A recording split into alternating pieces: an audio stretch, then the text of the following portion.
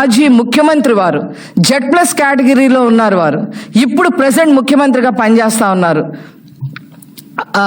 అలాంటి చంద్రబాబు నాయుడు గారి ఇంటి మీద మీ ఎమ్మెల్యే జోగి రమేష్ని దాడికి పంపించారు. మీరు వాటిని దాడులు అని అంటారని చెప్పి ఈ సందర్భంగా తెలియజేస్తా ఉన్నా.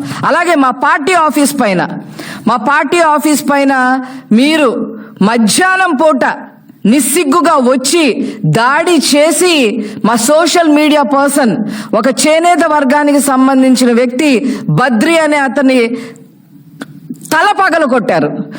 ఎదురొచ్చిన వాళ్ళందరినీ, మా నాలెడ్జ్ కమిటీలో ఉన్న వాళ్ళందరినీ కూడా వాళ్ళని కూడా చితకబాదారు. దాన్ని దాడి అని చెప్పి అంటారు. అదేవిధంగా పట్టాభి గారిని ఏ రకంగా చేశారో మీకు నేను గుర్తు చేయాల్సిన పని కూడా లేదు.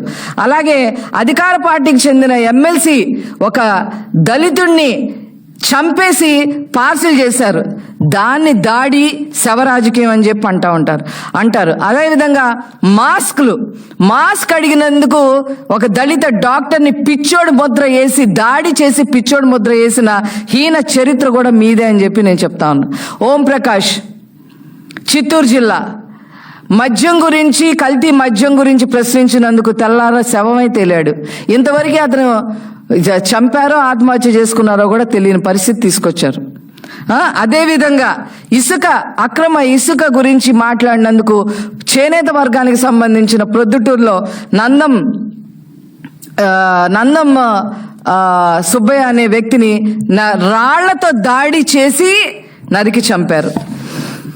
అదేవిధంగా విజయనగరం జిల్లాలో రాజాంలో కృష్ణ మాస్టర్ గారు కేవలం వైసీపీలో చేరలేదని చెప్పి అతని దాడి చేసి కారుతో గుద్దించి చంపేశారు.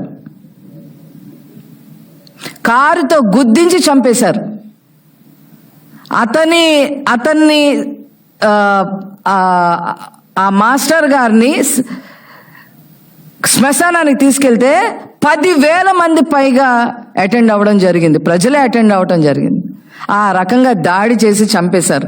ఇవన్నీ కాకుండా పోలింగ్ తర్వాత మాచర్లలో కానీ, నరసరావుపేటలో కానీ, తాడిపత్రిలో కానీ, ఇతర జిల్లాల్లో కానీ, రాయలసీమ జిల్లాల్లో కానీ ఎంత అరాచకం చేశారు మీరు, ఎంత దాడి చేశారు మా వాళ్ళ మీద.